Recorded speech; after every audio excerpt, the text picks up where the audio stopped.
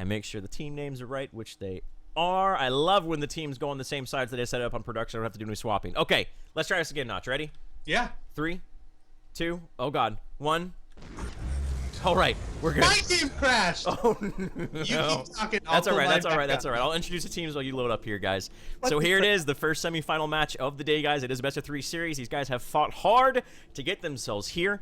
We're gonna have a triangle formation, the reigning champions of Agoras Rising, #1 Ritsu Kai on Muriel, Giant Chippewa on Severog, Beacon on Murdoch, his flagship hero, Selwonk on Finn Mal, True on Twin Blast. That is triangle formation, and Kill on Sight looking to get themselves take the first game ever off of triangle formation and get themselves to the finals today. Solo Nazgul on Muriel, Regim on Grux, Asian Go Pew Pew on Finn Mal, Onion Head C on Murdoch, and Taurino on Twin Blast. That's what I thought. I wasn't expecting to see a Sparrow here, Notch. I like that they didn't go with the Sparrow. They went with a little bit more mobile of a carry in Twin Blast, and Murdoch, who has he actually has an ability to knock people away from him, and rushing down to Murdoch actually can be a mistake sometimes, because if the Murdoch uses his knockback very well, it actually can be a little difficult sometimes to stick onto him. The thing here, though, is neither of these teams have a Shockwave carrier.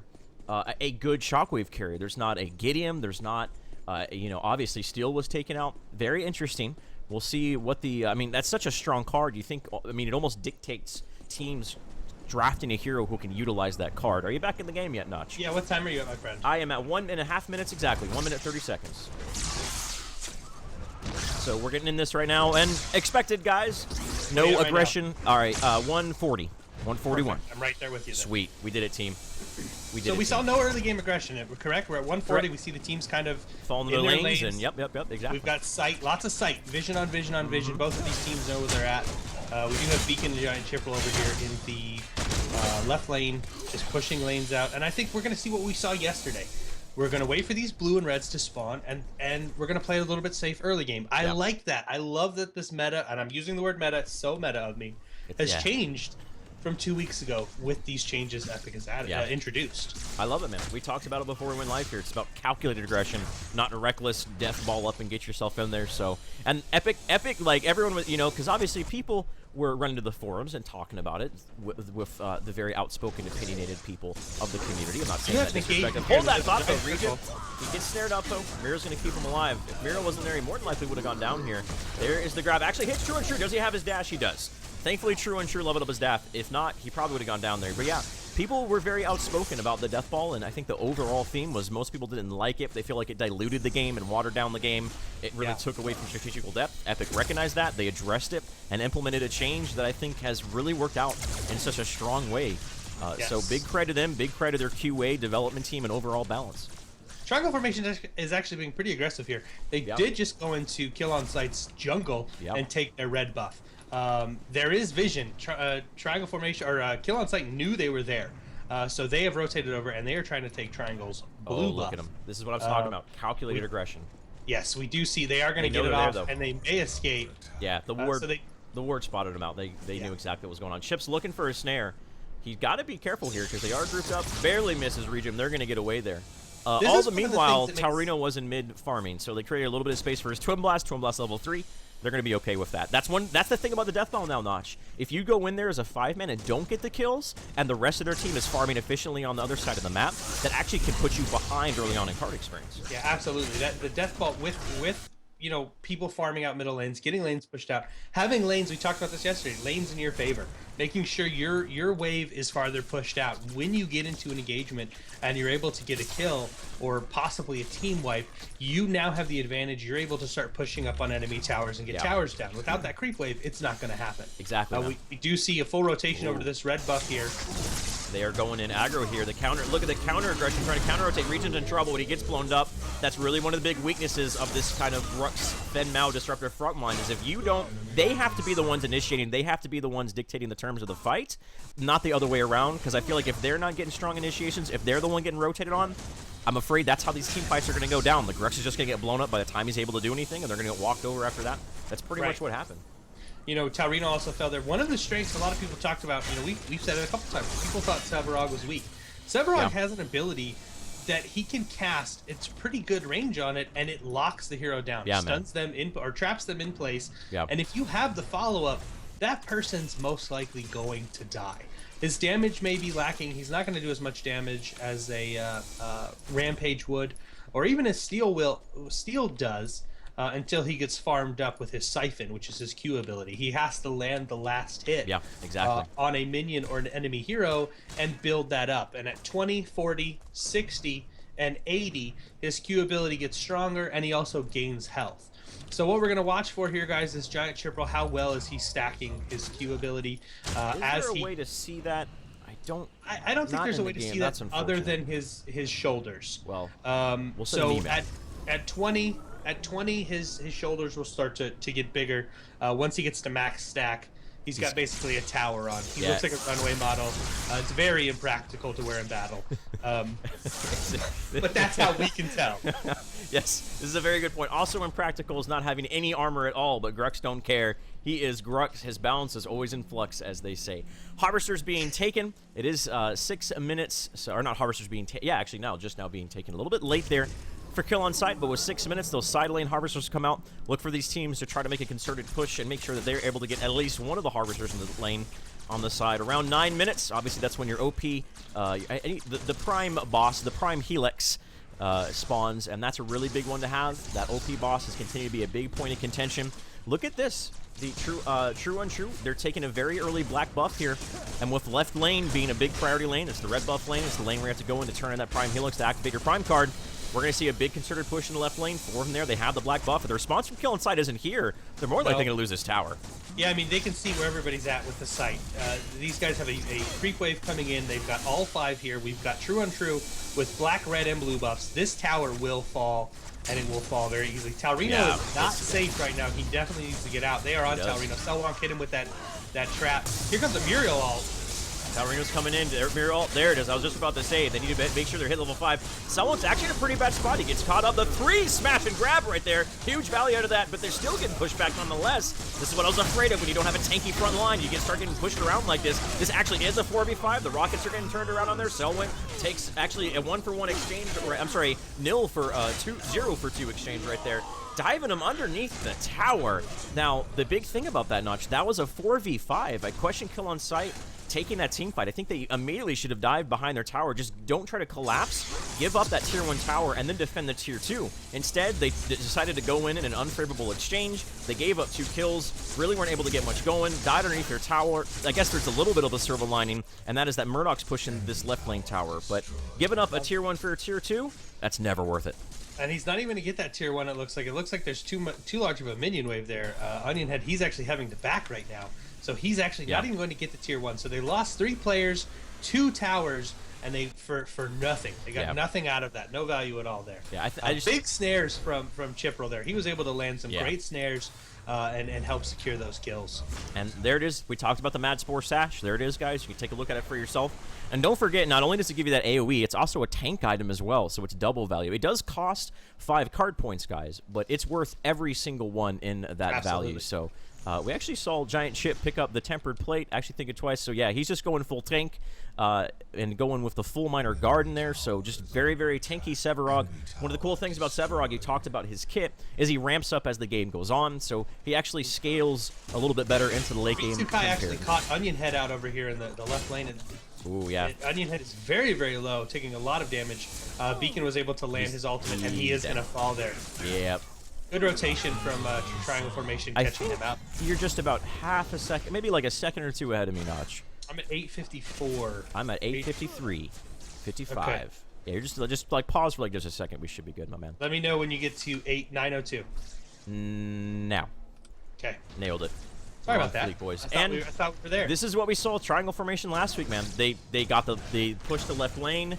They got the tier 1 tower down. Obviously, it went better than they ever could have hoped to get the tier 1 tower 2 kills and the tier 2 tower as well. Sure, they lost the tier 1 tower on the right lane, but this is still a favorable exchange. And immediately after that, they fall back to the Orb Prime boss, activate their Prime card, and then make another big push. Left lane, obviously, they're going to be there. We do hear someone's dropping the rockets here. I think it was probably just to clean up waves. I'm not entirely sure. We heard that in the background. Yeah, Taurino was cleaning up mid lane there. He was figured. trying to get his minions.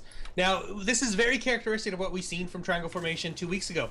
We're 9 minutes in. They already have the Orb Prime, and they're going to be running that in for a tournament here soon. They're cleaning up those minion waves.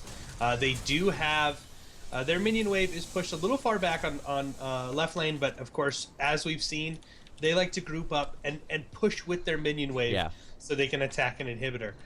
So we'll see if they do that this time as well. Looking at the numbers so far, guys, we do see a 2 to 3 card level experience lead. No surprise, I think. I mean, it's 6-0. They got the tier 2 towers, a lot of value just across the map, farming the map more efficiently, picking up kills. That's how it goes. Fen Mao, we'll talk about his build a little bit. Offensive maneuvers. If you guys get this card, it is so good on Fen Mao. I almost always pick it up as my second or third item, depending on if I'm going to get a key or a ward or anything like that. But there's so much value in this. After that, we see the Blade of Agora come in here with that crit bonus. We talked about how crit bonuses are so big. Into a Flashfire Piston. More than likely, I think his next item, he'll either upgrade the offensive maneuvers with crit, or will go into something like an Impact Hammer and get crit into that as well. On Fen Mao and most of your auto attack based heroes, you want to hit that sweet spot, 40 to 60% crit. Already has the Blade of Agora crit bonus. So one more item on Selwonk, and he's going to be doing huge amounts of damage with his auto attack. Yeah, and it does look like True on True is pushing in the other lane. So we've got some posturing around the Prime Orb over here with Giant Triple. Is in a lot of trouble. He's going to have to get himself out of there. Just gets absolutely torn apart. That was just a big misposition. Look at the ultimate from Sevarog. Knocked him underneath the tower. Here comes the Muriel ult. Asian go pew pew. He's going to Reaper's dash away and keep himself alive. I actually thought he was going to go down. They lost their Muriel, but they were able to keep themselves, a triangle formation rather, lost their Muriel there. So finally we see Kill on Sight get themselves on the board. Well done by them. Smash and grab on a Selwonk. If he doesn't have his Reaper dash, he does. Talrino actually pops his ultimate, I feel, a little bit preemptively there. He must have known that Selwonk had his getaway there from the smash and grab. Now, all this time, while they're sieging down this tower, you talked about it, man. Look at the right lane. True and True, completely unmitigated. Just getting this tier 2 tower. And again, a tier 1 tower, pressuring a tier 1 tower for tier 2 is never worth it. All of a sudden, both your lateral lanes, you have to worry about getting inhibitors under siege before the 15-minute mark. Already, map control firmly in the hands of triangle formation here. Yeah, it's now, Kill on Sight is now backing off to try and do something here. True and True will have another wave coming directly behind him. He should get this tier 2 tower. These guys don't even... The Muriel ult. It missed the person. It missed the target wasn't there. So Giant Chip actually might be in some trouble here. I feel like Kill on Sight, they have to get aggressive here. They need to at least get a kill. They gave up a tier 2 tower. They got to get something in return. Ritsukai might be going down again. That's not the biggest of the deal. That's not the most biggest value target. You want to get the Selwonk. You want to get Chip. You want to get Beacon. And they're actually not going to be able to get anyone off of that. So this has just been a complete... This has been such a stalemate here for Kill on Sight. And he continues to push the right lanes. They need to send someone back here. He's pushing an inhibitor now. We are 12 minutes in. He's about to push this inhibitor. He's just doing some lane clear. This was a great play from Triangle Formation. They didn't try to cap it. They don't have a Rampage like we normally see. Rampage has been banned out. Yeah. When you have Rampage can just run this in. They played very passively. They let Kill on Sight come to them, and True was just pushed out an entire lane, and he's now getting damage on an inhibitor. He's probably not going to take it down because Regem is back, but he's getting damage, and that's the big thing. These towers... Oh, fight in the left lane. Hold that thought. Beacon takes out Talrino. Chip is on the front, trying to get down Orion. He goes down as well. Man, Kill on Sight, man. They don't look like the same team from yesterday. They seem flustered. They seemed a little bit disorganized here. I think they really need to get themselves together. We might be finding ourselves in a very early game 1 here for Triangle Formation. Very dominating spot. Yeah, very dominating spot early. And 13 minutes into the game, we've got left and right lane pushed down to inhibitors.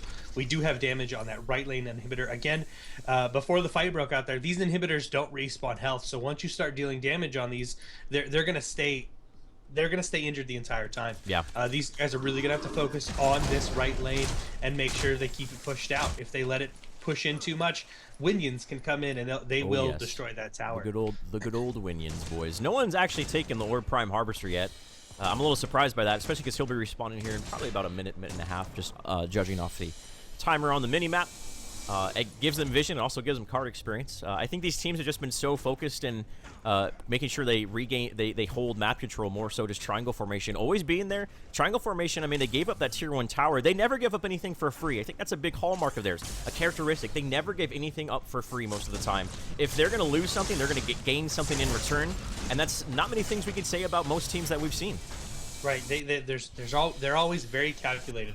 If they lose a tier 1 tower, they're taking a tier 1 tower, or they're taking the prime, or they're getting kills. They're always doing something to give themselves that advantage. Yeah. We did see Talrino alt minion wave here. They're trying to get some damage on this mid wave, but Triangle Formation was there. They were able to rotate out of the jungle, kill those minions, they're going to head over and start getting their blue camps. So they're getting buffs again. They're starting to get their red and their blues. Triangle form kill on site is having to do some cleanup, get these lanes pushed back out before they can do that. But like you mentioned it, we're 14 minutes into the game. There's no mid harvester down. Triangle formation only has their jungle harvesters, and kill on site does have the 2 harvesters on the left and right. Which so is those, yeah, if those harvesters are utilized properly, they can give themselves a card point or 2. But the advantage right now is definitely in triangle formation's favor. They have got in their a hands. very solid lead. Now, in card points. Kill on sight, they definitely have a good amount of vision across the map, equally spread throughout the terrain in the middle part of the map there, as well as their own jungle, because obviously triangle formation, they have no problem invading like that as we saw before. And actually, Beacon is, or Taurino rather, has got to be careful. He's getting pushed in by Selwant. Does he have his dash up? If he does, oh no, the Muriel shield actually missed. We saw the Muriel orb come in from Solo Nazgul. It didn't hit it didn't hit Taurino. It whiffed him, so Taurino gets caught out. Another kill going the way of triangle formation, and they're already in the mid lane. They're going to push this down. The defense, it needs to be here by kill on site. They're already here, but I love what triangle formation is doing. They said, you know what, we just got to kill here. Let's force the hand of kill on site, force him into the mid lane. Immediately, they throw True and True into that right lane of game, continue to apply pressure, and continue to constrict the amount of room that kill on site has to move across the map. Hey Gooch, I've experienced that weird timeline bug again. Oh. Where are we at in the combat? 16, here? 24, 25, 26. Let me know when you get to 1630. We are now. Boom. We nailed it, guys. So yeah, I love what they're doing. They always are applying split pressure. They aren't like 5-man and down a lane. They're known to do that. They will do that. But when they see the opportunity to apply pressure in multiple lanes in multiple places and force multiple decisions out of their opponent, that's exactly what they do. I absolutely love that's something that they're doing it. A lot of teams do this, but they're doing it so consistently and so decisively, and that's what I love to see out of them now. Lord Prime Boss is back up. Thankfully, though, that Harvester, hopefully I don't get... Oh, look at that. Nailed it. Hopefully that Harvester is going to give them vision and let Kill on Sight know when that's is being taken. But they got to push out their lanes, man. They got to regain some map control, push out their lanes, ward up their jungle, try to find the shadow words that they must know that Triangle Formation is put inside of their jungle, and contend the Orb Prime. At some point, they can't be so defensive that they just allow the map to be free-farmed by Triangle Formation, else it's just going to be a loss due to attrition. They have to, at some point, contend the Orb Prime, contend to push down a tower for themselves, anything like that. I mean, just taking a look at the itemization, they find themselves about a 2 to 3 card deficit still. It's been maintained. Triangle Formation is maintaining that lead and continuing to further restrict the map control available. We actually see the Asian Go Pew Pew. He is building a little defensively here. Instead of going with that offensive maneuvers, instead going to the Bright Steel Plate, still a very good option. Fenmao is one of those heroes who really thrives off of that. Right now, Regent's in trouble. He got caught out, and all of a sudden, I get thrown across the minimap. That's okay. Oh, Depsity Blast. That's going to take him out there. This is what I talked about, man. They continue to take team fights not on their terms. Oh, a big 4-man Root right there. Guy and Chip with a huge value. He gets knocked back right, but oh, man. Show the Rockets are flying in the air. That choke point right there. Anytime you get up in a choke point right there, you better believe any Twin Blast is immediately going to hit that ult. Big 4-man snare into the True and True ultimate coming out, and immediately rotate onto the Prime Orb. This is just looking really good for Triangle Formation. Really is. Great engagement there. Giant Chipper with a huge root. You got him again. That's one of the reasons Sevarog is strong. I don't care what anybody says. I've liked Sevarog since the day he was introduced. Yeah. He sets up the team fights so well. He does. Really, really good engagement there. These guys are going to uncontested or Prime. They will have to go back and push their lane out. Or do they let True and True just push the inhibitor again like we saw last time? And that's exactly where True and True is going. He's going right back to that lane. Yep. This is what I mean, man. He's just going to push it out. That split pressure. Now, this is what a do point you give up where do you give up an inhibitor, or you give up you give up the Orb Prime. Give up the Orb Prime. Make your stand at your inhibitor. You have to. They know they're at the deficit. They're fighting from behind, and when you're fighting from behind, you just have to give up. You can't be everywhere at once. I feel like so True and True is backing here, so they're not going to have to defend the inhibitor, at least not right this moment. But when it comes to a situation where inevitably when Giant Chip, because he's going back to his base, making sure he heals up, get themselves all topped up, and make sure they put themselves, they're basically setting up the play right now. They're huddled. They're not at the line of scrimmage yet. They're about to hike the ball, but right now they're hearing the play. What is the play? Are we going to go with a nickel sort of defense? Are we going to go with a shotgun? Are we going to do a shovel pass, something like that, right? For all you UE people missing the football metaphors, I apologize, but that's kind of what they're thinking right now. And right now they're doing what they've been doing. It's been yielding them success, putting True and True in that right lane. The rest of them converge in the left lane. Look at the decision from Kill on Sight and then make the decision. True and True, are you going to continue to push, or are they responding to you? They're responding to you. Okay, that means we have the room to turn in the Orb Prime and push in the left lane. Very difficult situation for Kill on Sight right now. It is a tough call. They do, luckily though, they do have the right lane pushed out a little bit. True and True, it's going to take him a minute to get up here, but these guys are very close. Giant Chippewa is almost to the turn in here. He did get caught out in travel form, but it's a tough play here. It is. They're defending the Orb Prime. They might lose an inhibitor for this. They have to get some kills. They're focusing on Ritsu. They get him with a smash and grab. Can he get away? The snare's there. Focusing down. Devastating Blast is going to take Asian. Go Pew Pew. That's exactly what's going to happen. He's going to go Pew Pew. Just gets torn apart right there. Fen Mao, unfortunately, this lineup of Kill on Sight is feast or famine. And right now, you better believe that they are starving and are about to be starved out. They might want to have to start getting themselves into a better position underneath the tower. Onion, rather, he's just way out of position. Not sure what was going on there. Solo Nazgul, look at the damage that Selwunk is doing. Smash and grab onto Chip. That's not the guy you're looking for. And down goes Regim. I think the lead from Triangle Formation is simply too substantial right now. They had their prime cards activated. All the meanwhile right lane True and True's pushing this inhibitor. This is at least 2 inhibitors and potentially the game. Yeah, this is I definitely think we're going to see GG here. We need a creep wave with them. Beacon's cleared out the last of the creep, and we will see this tower go down. True and True push the other lane in. They lost that tower. The Severog ult is what put Murdoch into that awkward position. That's one of the such a strong ult. It is, man. I think Severog's underrated, and I like that we're starting to see playing him, and we're starting to see the strength of him. Who better to display the strength of a hero than one of the best teams? What a performance. Triangle Formation. They just continue to improve and look so good, but to the converse of that, Notch, I feel like Kill on Sight. They're not playing like they played yesterday. They don't seem like the same team. We did see amazing gameplay from Kill on Sight. I wonder how much of this is we had some technical issues early on. Like we said, we were trying to get the game set up. So I wonder if this was just them shaking off the rust, and they're going to come back next game, get their heads in it, and because they can come back and they can play well. We've seen them play well. We've seen their farm abilities. I think we may see a more competitive game too. This was just really, really good gameplay from Triangle Formation. They had the better farm. They were able to, the early game aggression, get off a couple early game picks, and they just knew where their team was. The rotations, we talked about it. When Giant Chip was getting weak, you said you listened to their streams. Giant Chip rotated out, and someone else Fang Mao started taking hits for him. They have really solid rotations in these team engagements, and they are a fantastic team. I do think Kill on Sight will come back. I'm hoping we see a Game 3 here, but congratulations to Triangle Formation on taking Game 1 in this series of 3. So, guys, we're going to cut into a small break, and we'll be back with Game 2 in just a moment here, guys. Stay tuned. Make sure you head over to the Match Arena. Use that pair. Have we figured out if that code has been... I will figure it out. We'll figure it out, but make sure you check it out. There's the link for Match Arena. Make sure... What's the code again? What's the code? The Paracoupon. Paracoupon. If I misspelled that, my casting career would be over. Thankfully, though, I nailed it. So, guys, stay tuned. Use the hashtag Agoras Rising. Join the conversation. And we'll be back here with game number 2 in just a moment.